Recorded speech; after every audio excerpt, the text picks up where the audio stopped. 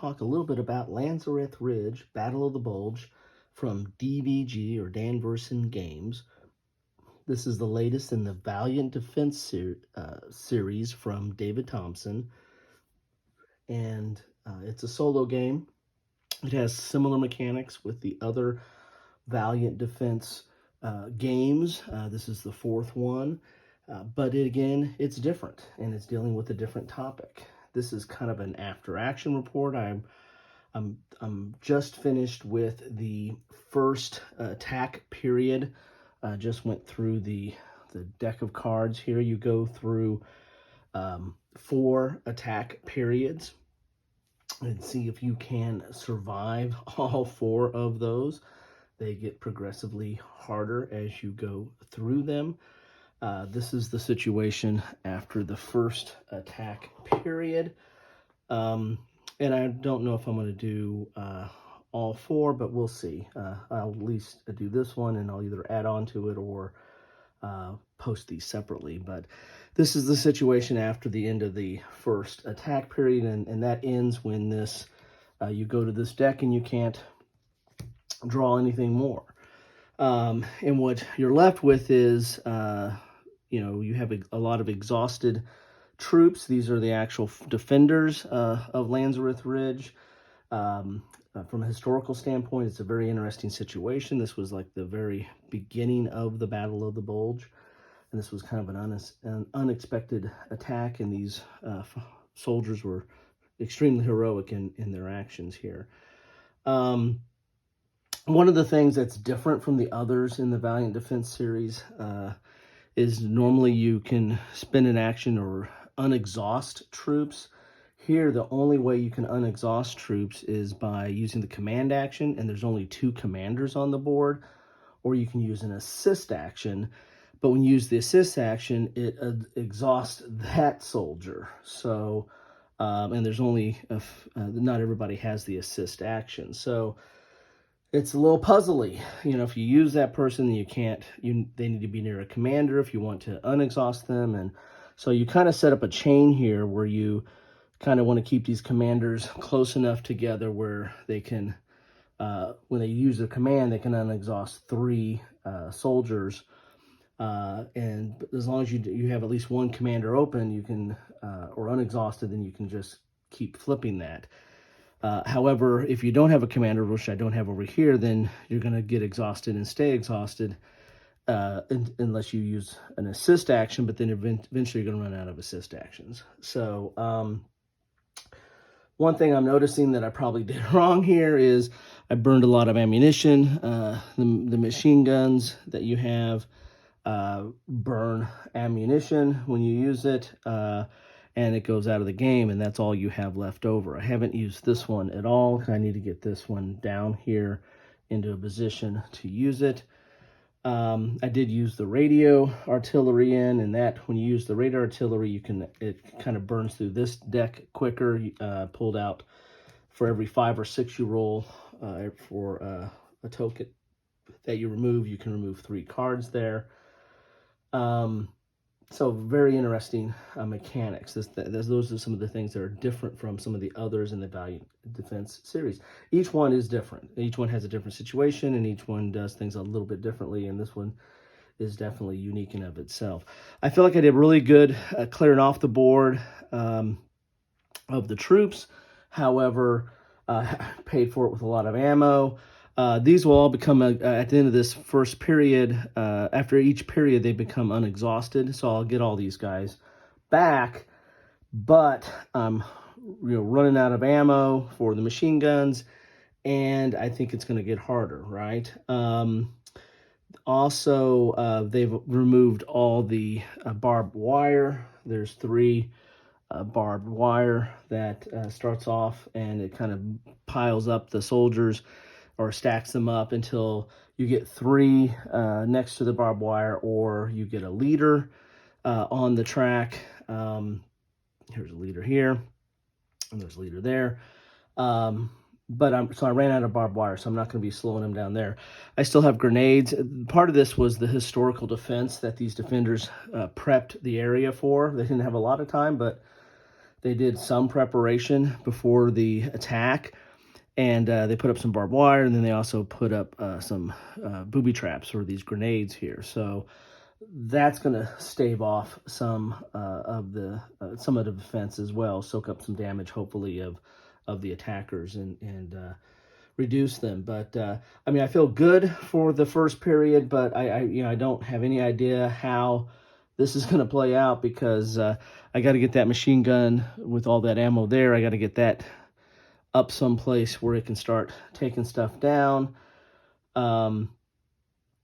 This whole commander, flipping 3 and back and forth works good over here, but this is going to get exhausted relatively quickly, I think. Anyway, so that's where I'm at after the first attack period. Let's see where we take it from here. Alrighty, back for more.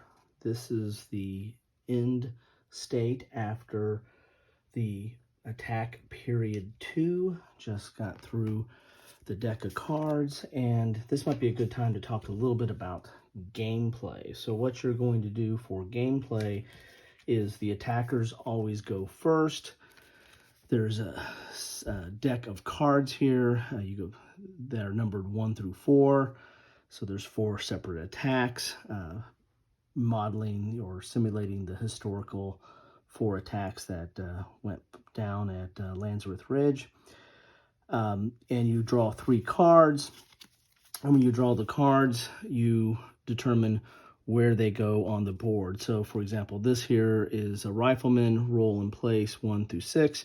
So you'll roll a die, and then it corresponds to these areas. You got 1, 2, 3, 4, 5, and 6, and there's these tracks here. There's 1, 2, 3 tracks, and a couple of them branch off. So you'll roll and put them on there.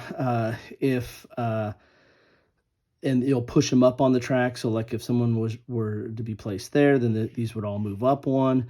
If there's barbed wire or fence, I think is what it's called, then they'll stack up there until you get 3. And then once there's 3, they'll remove the fence. Or if there's a leader in that row, they'll remove the fence. This is somewhat similar to like the States of Siege type system of moving along a track. Other ones just automatically place in certain lines, like there's a leader that will place in an area. This is Grenadier will place in this area here. So they all correspond to these tracks, and they'll be moving up. Sometimes there's a machine gun placement. If the machine gun's not on the board, then you'll just place it, and then the next time you draw this, if they are on the board, then they'll attack, and you'll roll which area. So 1 to 3 attacks area 5, and 4 to 6, this attacks area 6.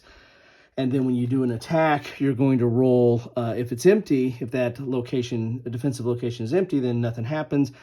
If there are soldiers in it, then you're going to roll a 6-sided dice, and if it's under their valor, they're okay. If it's over their valor, then they take a disruption token. And I've yet to have a disruption token yet. I've been very, very lucky. However, I think I'm going to pay for it in round 3. And I'll tell you why in a little bit here. So that's basically how the game works. Is you're advancing, you're going to draw 3 cards with the attackers.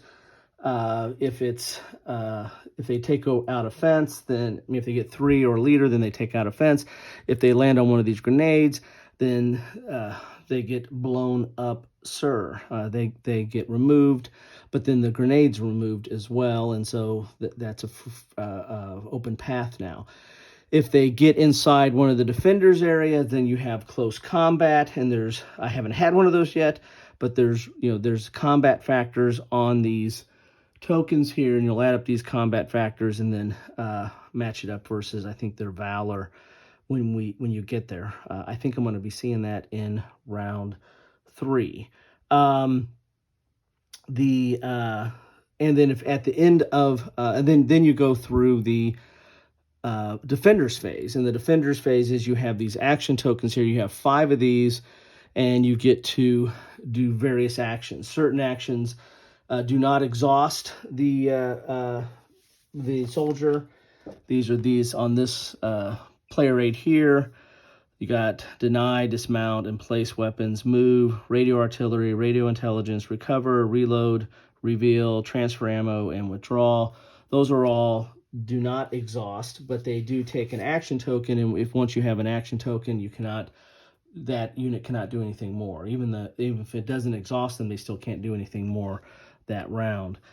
Then these are major actions that do actually exhaust the defender, so you'll flip them over to their exhaust side. And that's attack, close combat, adjust fire, that's using the machine gun, assist, and then we talked about that, where you flip it over and then it flips somebody else back from exhaust. Command, that you have to have the command ability, and it flips over 3 adjacent, either in the same area or adjacent areas.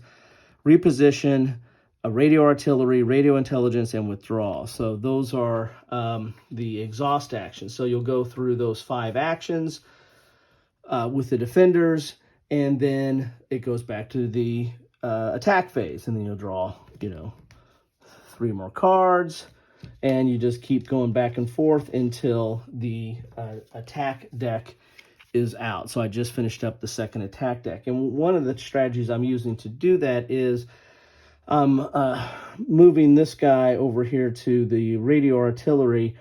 There's one guy that can do that, and just sitting there and just stacking up radio counters on him, so I can, and then for a major action, which exhausts him, so you got to kind of save up to the right moment, and then for each radio counter on that Jeep there, you get to roll a 6-sided dice. And for every 5 or 6 that you roll on there, you get to remove 3 cards from this deck. So it's a way to burn through the deck.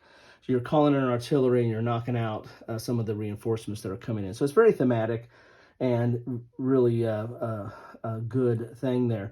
I've also been using this guy up here and doing some radio intelligence, because that's what these guys were here for, were for radio intelligence. They weren't really combat frontline troops. They were more support and radio and forward observers and the like.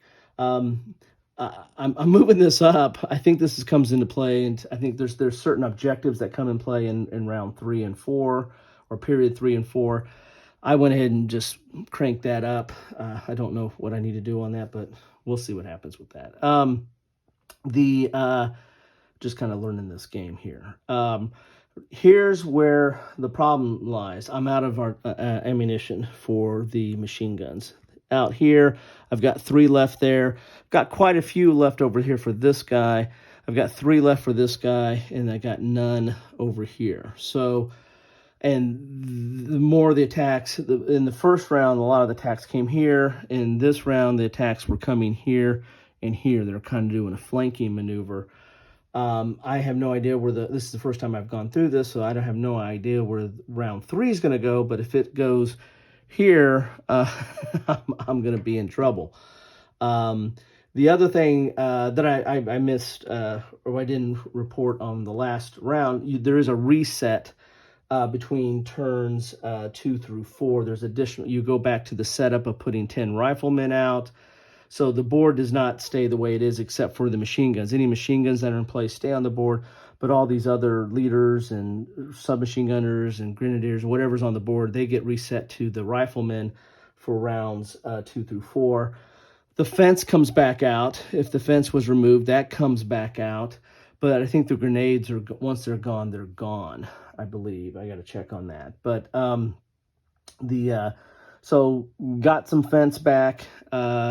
We reset this again, but the machine guns stay out if they were already out there. And then, of course, all the exhaust will flip back over. But really low on ammo here. I think I've got some good ammo here, but this machine gun's all the way over here. And only 3 left there. So another thing, too, is your commander, Balk, who is one of the big heroes of this whole thing, he goes back to the log cabin along with Springer, who is the radio artillery, the guy that calls in that the big artillery that clears out the deck. They both go back to the log cabin, which is kind of their headquarters. So you've got to spend time getting them back into a position to do stuff. Anyway, so that is where we are at after the attack period 2. Thought I'd talk a little bit about gameplay there. And that's where I'll reset and go for attack period 3. Alrighty, just finished up attack period 3, and there's no cards left, so we move on to the cleanup phase. This is the result of the board state after the 3rd period. I was going to try to do some attacks and take out this machine gun here. However, I had to use all my actions to recover because I had quite a bit of disruption. I'm finally getting some disruption. Whoop, that goes off the board. Finally getting some disruption counters on stuff, but I was able to clean that up. Also, a mortar damaged the truck up there, the intelligence Jeep up there at the top. I read through the rules and figured out what intelligence is. I got intelligent, and those you get victory points for that at the end of the game. So I've done my job there on intelligence and did a good job there. So actually doing relatively well. You know, this barbed wire should come off there, or this fence, I should say, because there's a assault unit adjacent to it, and there's a leader in the area, so that would make that removed. Most of the attacks were in the middle in this round with some mortar attacks, and was able to hold stuff off relatively well there. However, I am almost completely out of ammunition. This one's empty, this one's empty, and this one has 5 rounds left up there that I'll be able to move those over at the setup, I believe, but that's it. That's all I have left here, and we shall see how we fare in the... we're rolling pretty good and keeping the machine guns out. We've got 2 on the board here, but been keeping these, knocking these off, but I've been doing that with machine gun fire, and I don't have any or much left there. Anyway, that's what we have for round 3. Getting ready to round 4. Oh, there was a different objective here there that you get in round 3 or attack period 3.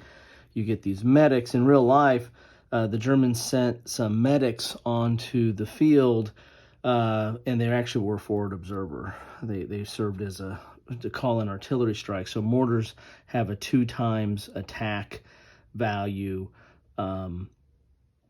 until you find this guy. Luckily, I was able to get this guy, the forward observer, relatively quickly, but you know, that's real sneaky of them. So those come on the board, and then you have to do a reveal action to uncover those, and you don't know which ones they are. They line up here in the 4 assault round here, and you have to kind of uncover them through a line of sight in order to knock them out. So that's a nice little, or interesting little tidbit to recreate or simulate the history.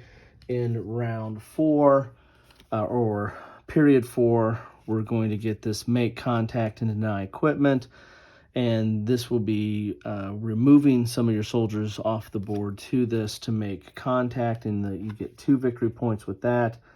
And then this deny equipment, you get the deny action. I'll have to read up on that. And then if you, when all vehicles and weapon counters are placed on this card, you get that. I think maybe you're moving your vehicles off board to this, and I've got a damaged Jeep up there as well. So anyway, so that's going to come into play in this round 4 as we get ready to go into this deck here, and we see how we fare. I think I'm doing relatively well. I've had some amazing rolls on the machine gun fire, but we'll see how this round, how this one comes out. So we just finished the game. We got through the 4th attack period, and wow, I did pretty good. As I said, I had really good rolls early on, taking out machine guns, which helped me out tremendously. But then I've ran out of ammo, so to speak, here in the 4th period. So completely out of ammo up there. Got some disruption left on the board here, and which knocked my morale down. Got the intelligence, up to 3, which was good, but that's as far as I could get it. I was able to complete the deny equipment task by getting these 3 vehicles off the board. Had to run around a guy fort, ran around and picked up all the vehicles and got them off the board. I did not do the make contact, which would have gotten 2 victory points. That's removing 2 units, but I was not able to do that. So my final victory total was 9, 3 for the morale, 3 for the intelligence, and 3 for the deny equipment. So 9 gets me a bronze star, minor victory. But I'm happy with that. I had a really close call here on this flank. Some attackers got into that zone, had to exhaust both of the soldiers that were there to take them out, and then move a guy over there because a 3rd one got in. So that was really close. I mean, really almost lost the game in the middle of the 4th period, 4th attack period because of that. Also got pretty hairy over here on this flank as well. In the middle was not easy. There was quite a bit of advancement along this track here. As you can see, most people were exhausted at that point. But that's how it ended up. I like it. It plays a lot different than Pavlov's House, which I think actually Castle Litter might have been the first one to be developed, but Pavlov's House was the first one to be released. I believe that's correct. I think I heard David Thompson do an interview on that. Pavlov's House is totally different than any of these because you have the 3 maps. You have a strategic, operational, and very tactical map on how you're moving supplies over and ammunition and stuff to get to the tactical map. The Castle Litter is a full-on tactical situation where you're trying to hold out at the castle, but you have some of these special ops where you're trying to get someone out of the castle to go get the U.S. forces so they can get some reinforcements in. The postmen in soldiers or soldiers in postmen's uniforms again plays different in that you have kind of 2 tactical situations. You have outside the post office, then you have these levels inside the post office and stairwells, and trying to, you have some grenades in the stairwells or machine gun nest, and you're also trying to protect some civilians. So plays totally different. And then this one is to me is somewhat reminiscent to Castle Litter in that it's all on the same level. It's all a tactical level, and it's a combat situation, but it's a defense of a ridge, and it has some unique aspects with the objectives and how mortar or artillery fire comes into play, and how the mortars come into play with the attackers. So plays a lot. I find this closer to Castle Litter, and Castle Litter is one of my favorites of the 4. This one plays closer to that, so I do like this. I like all 4. All 4 have their all 4 have their benefits, but they also the main benefit of each of the 4 is that they tell a unique story. They're telling the narrative of that specific situation, which is a very, each one of them it tells an interesting story and tells a aspect of World War II that I think a lot of people don't really know about or read up about, or you don't hear a lot about. So I find that interesting as well. A lot of people don't know about this engagement that happened at the very beginning of the Battle of the Bulge. And so this is the heroic efforts that these defenders did in holding out here on this ridge are pretty impressive. So I probably messed up the rules. I tend to mess up the rules whenever I play these games. They're not complex, but they're not your typical sequential of you do this, you do this, you do this. You know, the AI does this, the AI does this.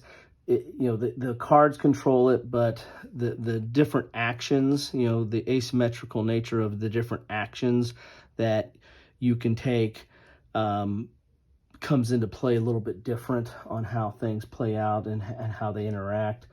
And so I always mess something up. But for the most part, I think I did pretty good on this. Amazing rolls to keep some of the machine guns off.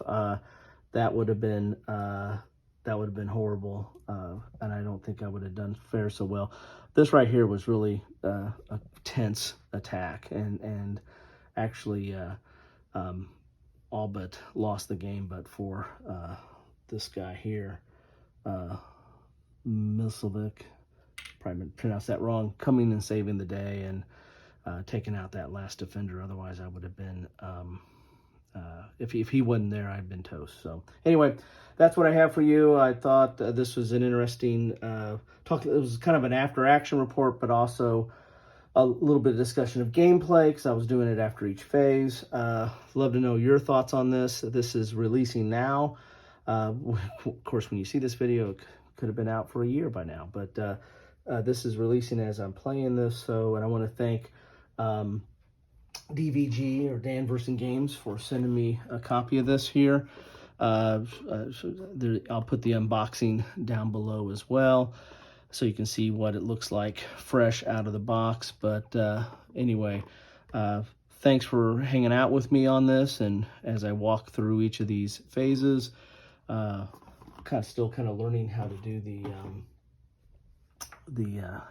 kind of the gameplay type videos, because I don't want to do them live because I mess up the rules too much, and you don't want to see me paging through rules. So anyway, hope you enjoyed this. I hope this gave you a little bit of feel or flavor for the game.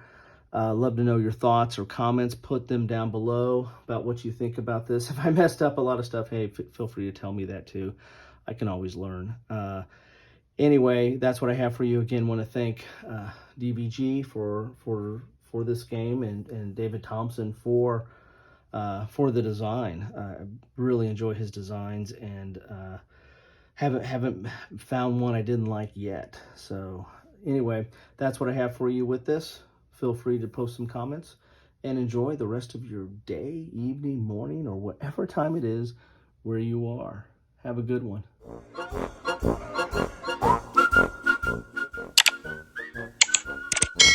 Thanks for watching.